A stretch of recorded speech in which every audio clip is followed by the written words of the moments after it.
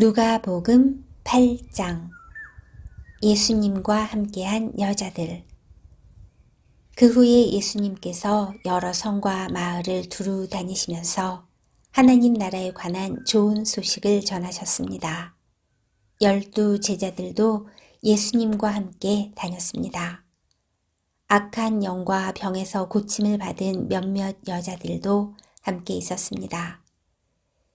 이들은 7 귀신이 들렸던 막달라라고 하는 마리아와 헤롯의 신하인 구사의 아내 요한나와 수산나, 그리고 그 밖에 다른 여자들이 많이 있었습니다. 이들은 자신의 재산으로 예수님과 제자들을 섬겼습니다. 씨 뿌리는 사람의 비유. 많은 사람들이 모여들고 여러 마을에서 온 사람들이 예수님께 나아오자 예수님께서 비유로 말씀하셨습니다. 씨를 뿌리는 사람이 씨를 뿌리러 나갔다. 그가 씨를 뿌렸는데 어떤 씨들은 길가에 떨어져 발에 밟히기도 했고 하늘의 새들이 와서 먹어버리기도 했다. 어떤 씨들은 바위 위에 떨어져 자라다가 물이 없어서 시들어 죽었다. 어떤 씨들은 가시덤불에 떨어져 가시덤불이 함께 자라서 자라지 못하게 했다. 어떤 씨들은 좋은 땅에 떨어져 자라나서 100배의 열매를 맺었다. 이 말씀을 마치시고 예수님께서 외치셨습니다. 들을 귀 있는 자는 들어라. 비유로 말씀하신 이유. 제자들이 이 비유가 무슨 뜻인지를 예수님께 물었습니다. 예수님께서 말씀하셨습니다. 너희에게는 하나님 나라의 비밀을 아는 것이 허락되었다.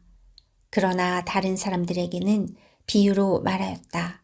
이는 그들이 보아도 보지 못하고 들어도 깨닫지 못하게 하려는 것이다. 씨 뿌리는 사람의 비유를 풀어주심. 이 비유는 이것이다. 씨는 하나님의 말씀이다. 길가에 떨어진 것은 하나님의 말씀을 들었으나 마귀가 와서 그 마음에 있던 말씀을 빼앗아간 사람들이다. 이들은 믿지 못하여 구원을 받지 못한다.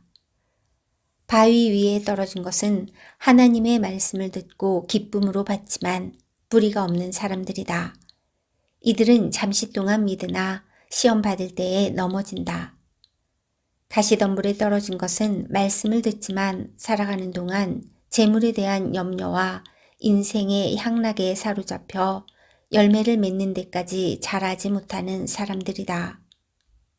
좋은 땅에 떨어진 것은 정직하고 선한 마음으로 하나님의 말씀을 듣고 그 말씀을 굳게 지켜서 좋은 열매를 맺는 사람들이다. 등불은 등잔 위에. 그 누구도 등불을 켜서 그것을 그릇으로 덮어두거나 침대 밑에 두지 않는다. 등불은 등잔 위에 놓아 들어오는 사람들이 그 빛을 보게 한다. 감추어진 것 중에 드러나지 않을 것이 없고 비밀 가운데 밝히 알려지지 않을 것이 없다. 그러므로 너희가 듣는 것을 조심하여라. 가진 사람은 더 많이 받을 것이고 가지지 못한 사람은 가졌다고 생각하는 것마저 빼앗길 것이다. 예수님의 진정한 가족.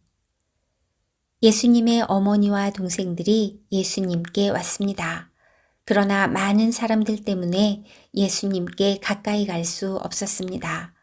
어떤 사람이 예수님께 말씀드렸습니다. 선생님의 어머니와 동생들이 밖에 서서 선생님을 만나 뵙기 원하십니다. 예수님께서 사람들에게 대답하셨습니다. 내 어머니와 형제들은 하나님의 말씀을 듣고 그대로 행하는 사람들이다.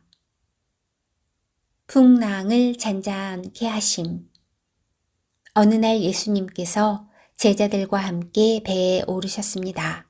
예수님께서 말씀하셨습니다. 호수 건너편으로 가자. 그래서 그들이 떠났습니다. 가는 동안 예수님은 잠이 드셨고 사나운 바람이 호수로 불어 닥쳤습니다. 배에 물이 가득 차서 위험에 빠졌습니다. 제자들이 예수님을 깨우며 선생님, 우리가 죽습니다. 라고 말했습니다. 그러자 예수님께서 일어나셔서 바람과 성난 파도를 꾸짖으셨습니다. 그러자 그 즉시 바람이 멈추고 호수가 다시 잔잔해졌습니다. 예수님께서 제자들에게 말씀하셨습니다. 너희의 믿음이 어디 있느냐? 제자들은 두렵고 놀라서 도대체 이분이 누구시길래 바람과 물에게 호령하시고 바람과 물이 이분에게 순종하는가? 라고 서로 말하였습니다. 군대의 귀신을 쫓아내심.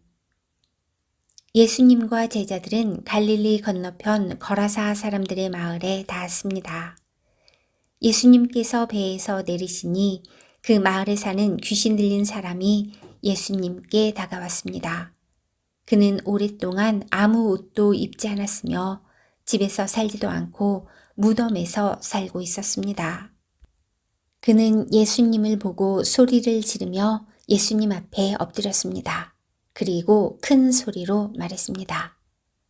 가장 높으신 하나님의 아들이신 예수님, 당신이 저와 무슨 상관이 있습니까? 제발 저를 괴롭히지 마십시오. 이는 예수님께서 더러운 영에게 그 사람에게서 떠나라고 명령하셨기 때문입니다. 더러운 귀신이 그 사람을 여러 번 사로잡았기 때문에 사람들은 쇠사슬과 쇠고랑으로 그를 묶어 감시하였습니다. 그러나 그는 쇠사슬을 끊고 귀신이 이끄는 대로 광야로 뛰쳐나가곤 하였습니다. 예수님께서 그에게 물으셨습니다. 네 이름이 무엇이냐? 그러자 그가 대답했습니다. 레기온입니다. 이는 많은 귀신이 그에게 들어갔기 때문입니다. 귀신들은 예수님께 자신들을 지옥으로 쫓아내지 말아달라고 간청하였습니다. 그때 언덕에는 많은 돼지떼가 풀을 먹고 있었습니다. 귀신들은 예수님께 자기들을 그 돼지떼에게 들어가게 해달라고 간청하였습니다.